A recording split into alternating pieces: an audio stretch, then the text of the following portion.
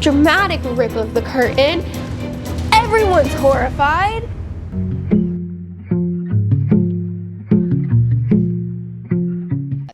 Hello. I do apologize for the lighting, and it is probably going to get worse as I continue to talk. This is a very impromptu video.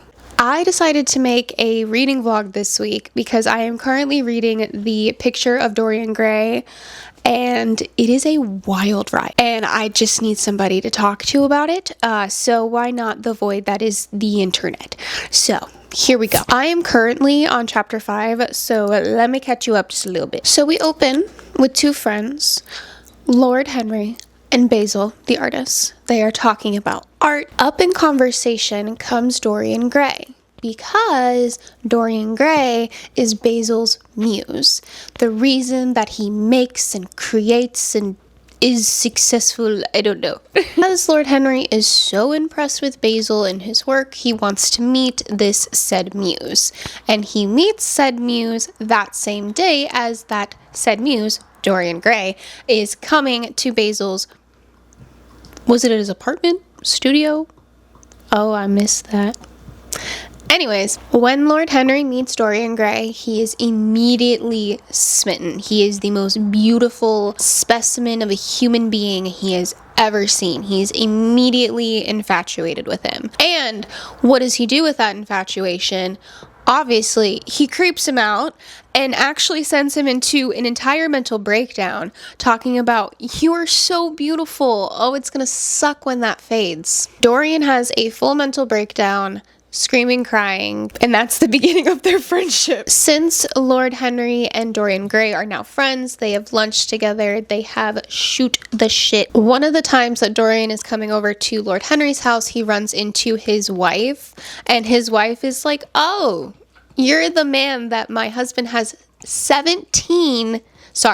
18 pictures of." The author just casually drops that, because then it gets even weirder. Once Lord Henry gets home, Dorian and Henry are talking, and obviously they're talking about the ladies, and Dorian is telling Henry about this wonderful, beautiful actress that he has met and is madly in love with, and she is the best thing ever. And Henry's just sitting there like... Henry then goes on a very long, very misogynistic rant about how women are nothing but little decorations on your arm. Part made me fall in love with the book just a little bit, because Dorian's response to that was, "Your point of view terrifies me." And then Lord Henry is just like, "I'm just joshing, man." And they proceed to talk about the story of how Dorian and the said actress met. Once Dorian leaves, though, Henry goes into a internal dialogue, how it's so psychologically interesting that Dorian is smitten by this girl. Not because I'm in love with him or anything, but for science. The next time that Henry and Dorian hang out, Dorian basically is like, "We're engaged now." Henry goes into a spiral, and that's where I left off. So that is the events so far that have led us to this very moment where I need to document this, because this is going to be insane. But I'm excited to take you with me, so here we go. Buckle up.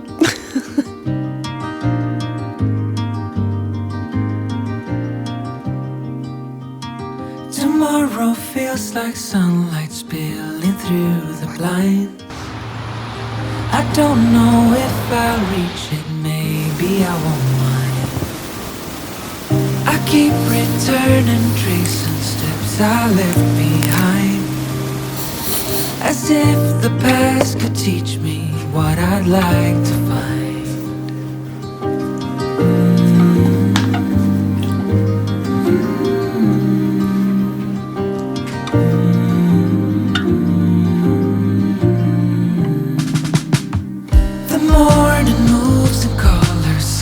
Across the floor,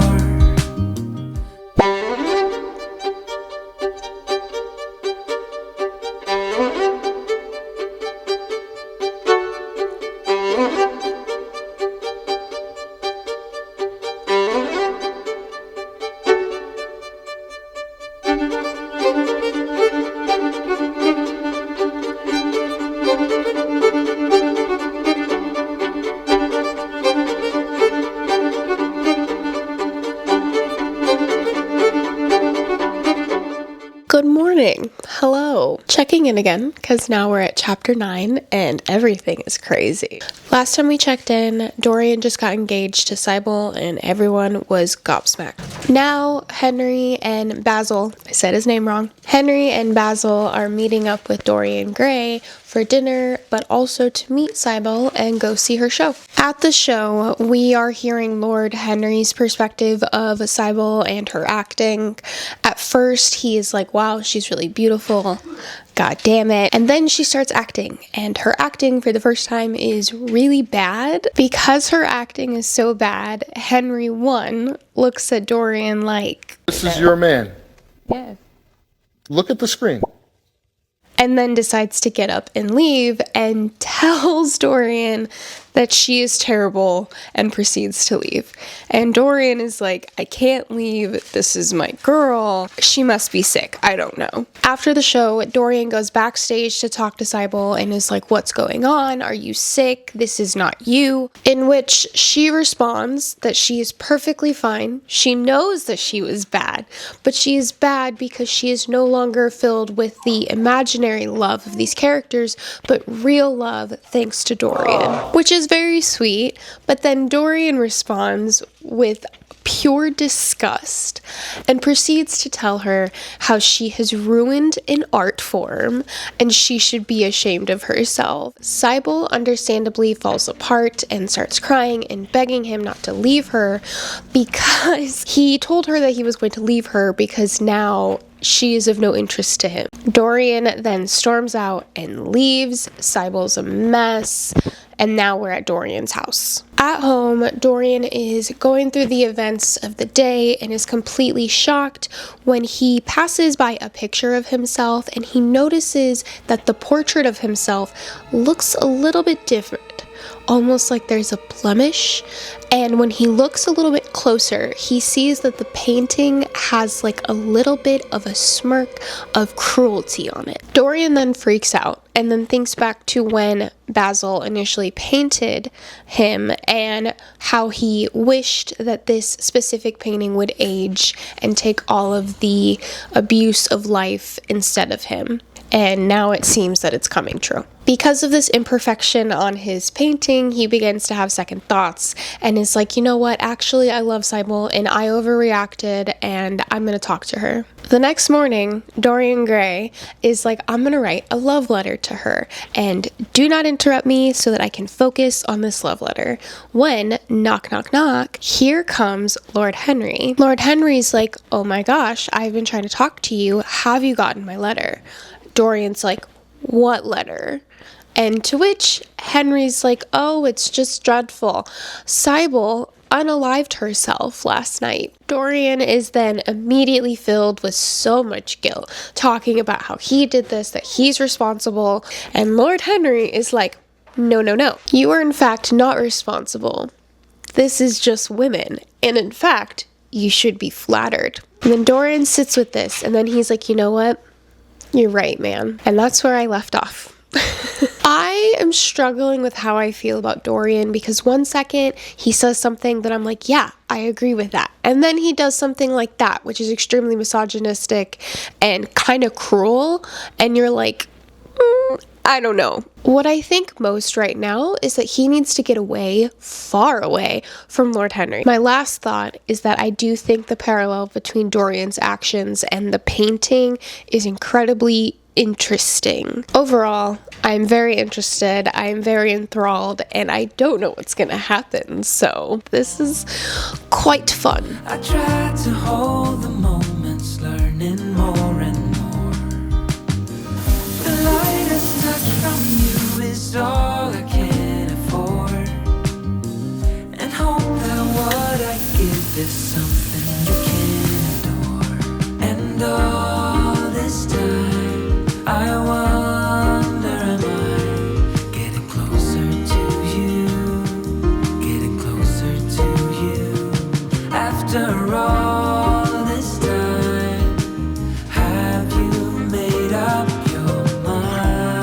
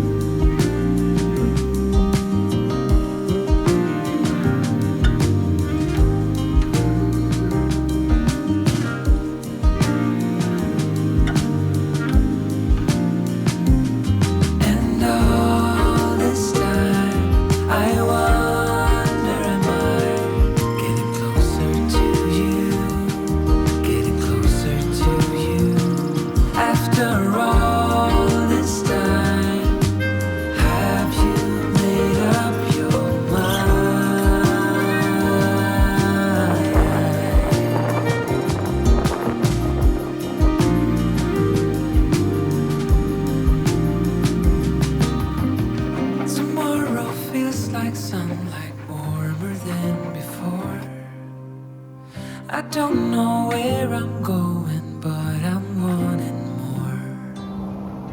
I keep returning, though I've left some things behind.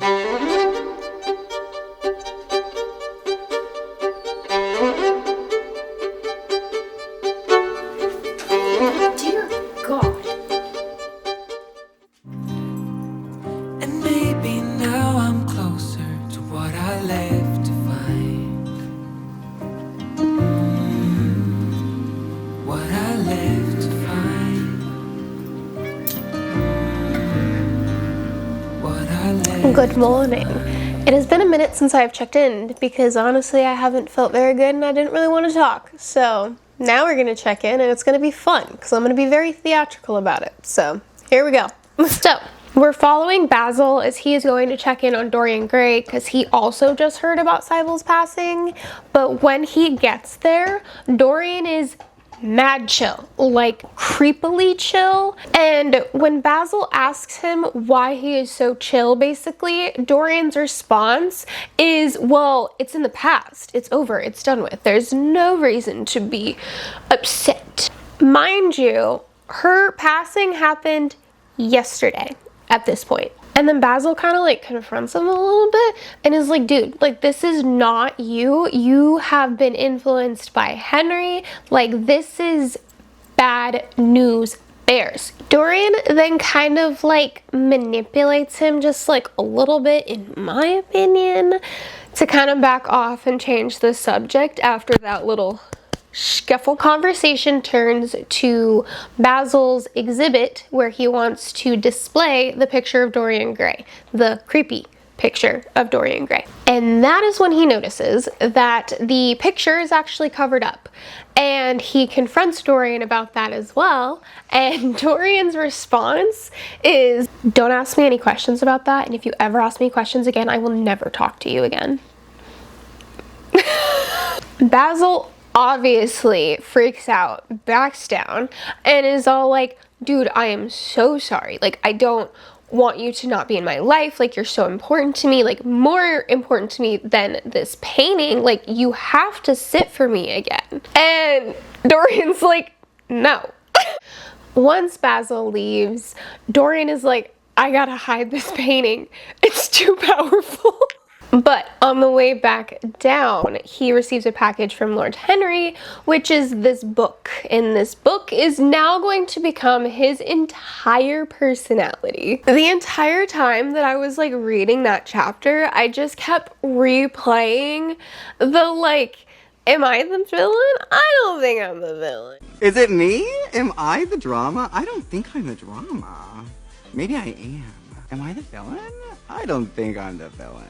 Then we fast forward several years where Henry has made this book his entire personality, so much of his personality that he is vowed only to live for sensory experiences, even at the sacrifice of others. Because he is doing that, obviously, in result, people are starting to be like, you're not that great of a person, but obviously they also can't say that, especially at that time, because he's Dorian Gray and he is. However, with every bad action, just like before, the picture is getting more and more tarnished and degraded and decrepit looking. I don't think it's a good idea to base your entire personality on one thing specifically, ever. A collective things, sure, but just one? Especially one from Lord Henry, maybe not. Then, several more years later, that's been hard for me to say, Dorian is in his 30s and he sees Basil on the street, okay? He sees him and tries to basically avoid eye contact and walk that way. But Basil sees him. But then, of course, because of societal norms, he has to obviously invite Basil in, catch up, do the societal dues. I don't know, dude. Once they get settled, Basil's like, dude, I've been looking for you everywhere, actually. I have been hearing things about you and they haven't been good, so I needed to talk to you about that. And then Dorian's like, plausible deniability, you know nothing, nothing happened. Basil then brings up the question of what would happen, what would it be like if you could see someone's soul. Dorian then responds like, and then responds with, you want to see a man's soul, Basil? Follow me.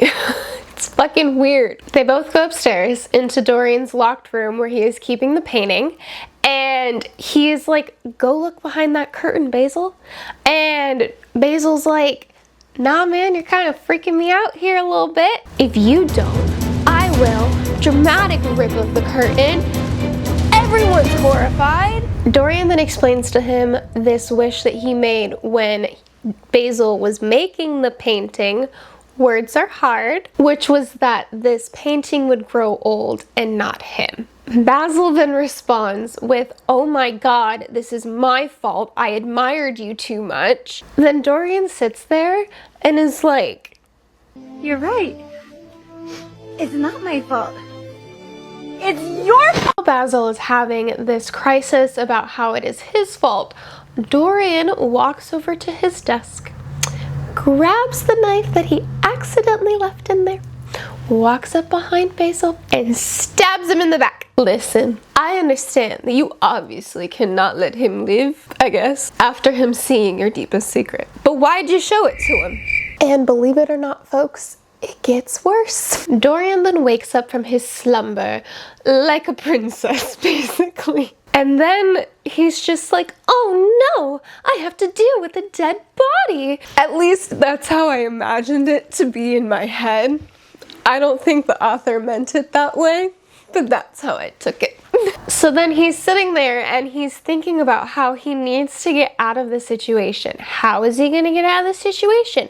Oh, my science friend. Let me call for him, actually. His scientist friend, his name is Campbell. Campbell, the scientist, goes to see Dorian and is like, why have you called me? Because apparently they had a falling out. They used to be super close, but then Dorian did something. You see, I got a little mad and I unalived somebody.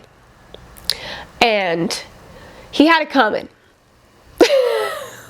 Campbell's then like, oh my god, no. Obviously.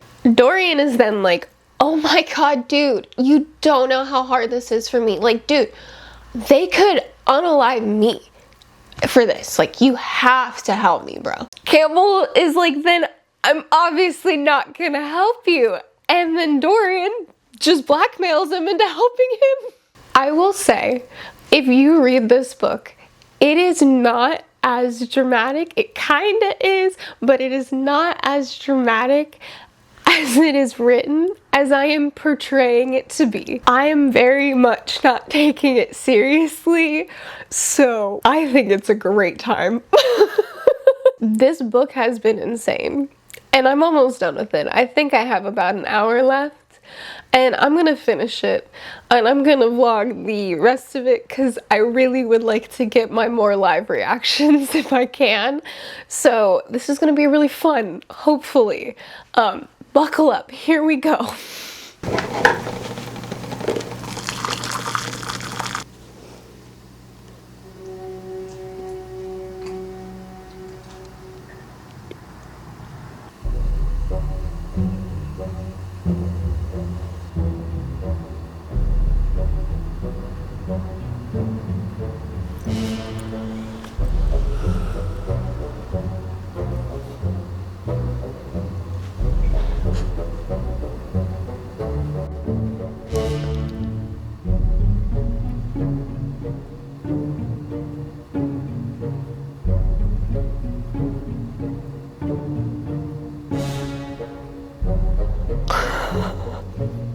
Real quick, Lord Henry and Dorian are at a party right now, and Lord Henry was like, oh, what'd you do last night? And where were you? And which Dorian is like, oh, I was at the club. Why do you care? Henry replies, I don't. I was just making conversation. Inserts meme of that guy sweating.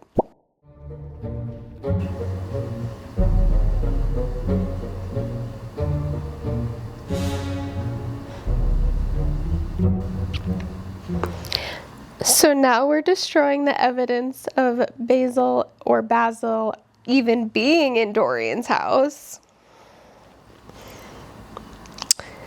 Okie dokie.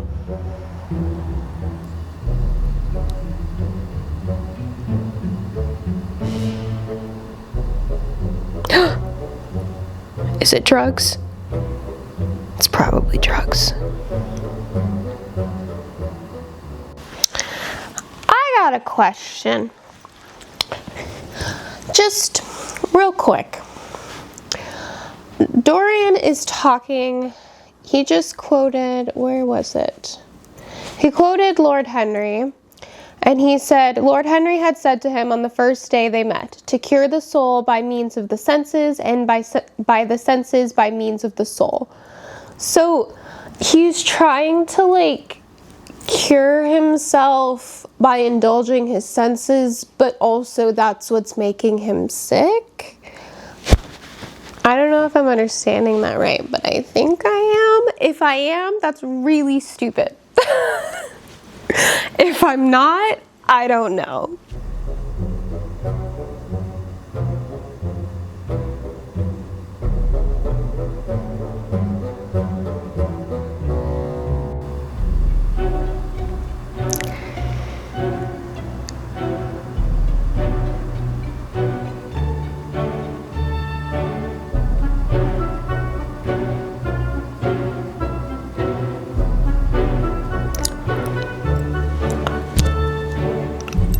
What the fuck?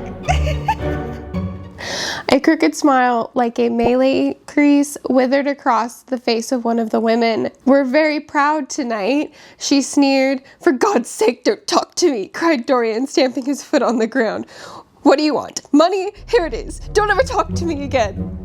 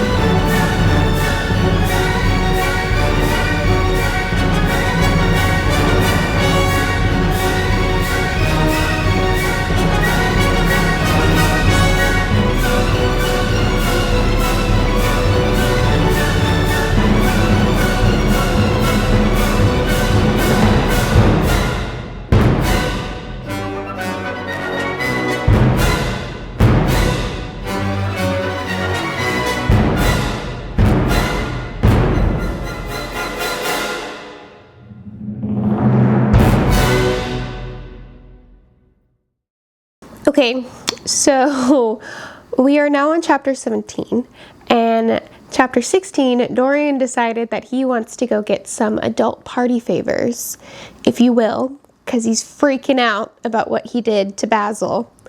And he goes to this sketch part of town, and he goes to this bar, gets what he needs, leaves. As he is passing a homeless woman on the street, she calls him Prince Charming, which is what Sybil called him. And Cybel's brother hears that and almost unalive Dorian. And then Dorian is like, oh my god, I look like I'm 18 still, so you can't kill me. And it works. The guy lets him go. So.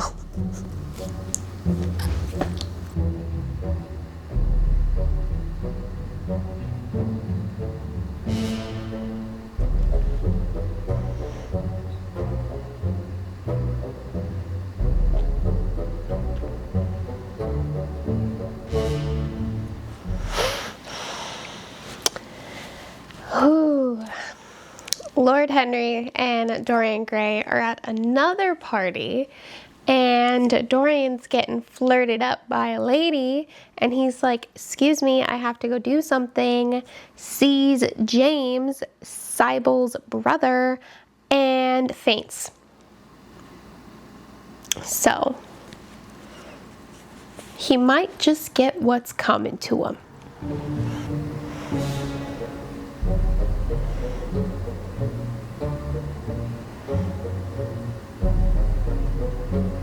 Sybil.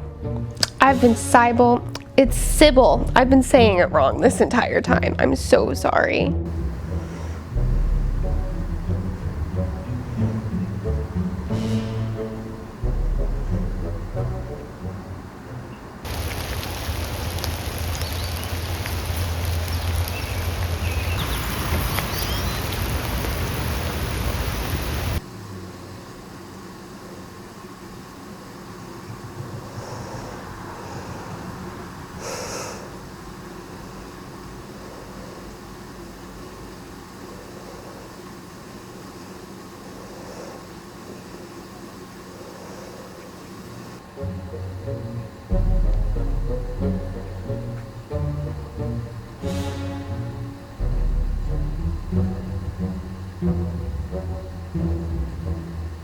So we're all hanging out again, and they're shooting some game, and then Dorian sees a hare that's about to get, you knowed, and he's like, oh my god, now I have a conscience. Don't do that. But then he does that, messes up the shot, and an actual person gets hurt, and then Dorian's like having a mental breakdown and is like, oh my god, everything is so bad. And Lord Henry's just like, well, it's his own fault. Let's move on. And Dorian's like, oh my god, this is terrible. Oh my god, what about me? I'm a terrible person. Oh my god. And Lord Henry's like, why are you freaking out? If he did that on purpose, that would be interesting. But there's nothing interesting here. Wow, I wish I knew somebody who unalived somebody.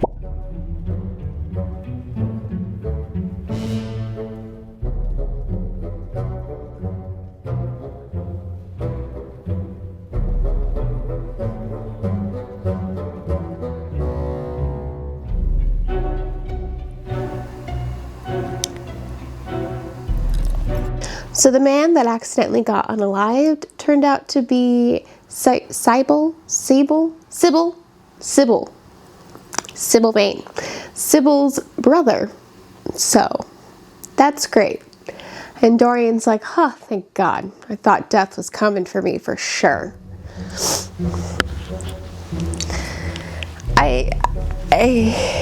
Yikes. You know what happened to Basil. Girl, don't even.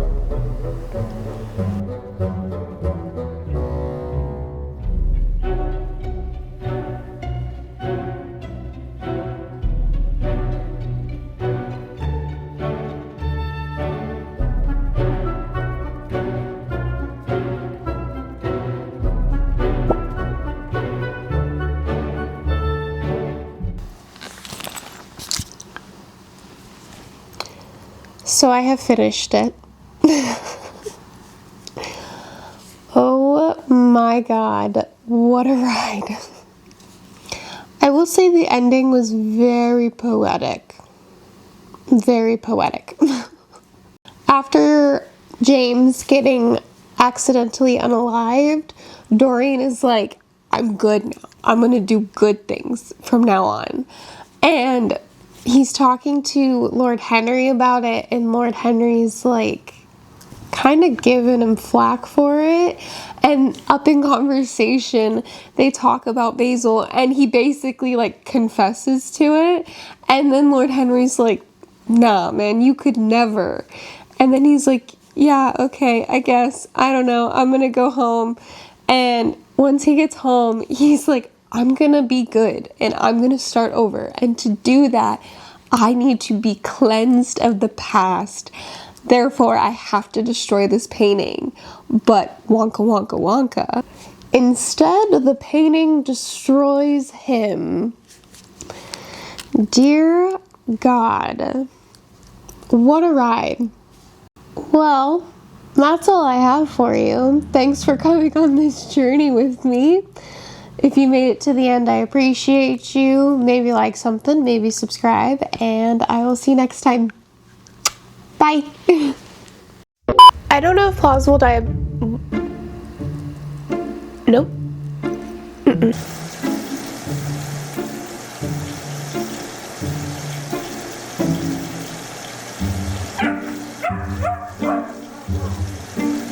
Several more. Oh Lord, have mercy upon my soul. Oh Lord. Okay. I boogies. I'm sorry. I'm so sorry. I'm so sorry. I'm so sorry. I'm so sorry. I'm so sorry. Okay, you're good. Oh goodness. Oh, and he's naked.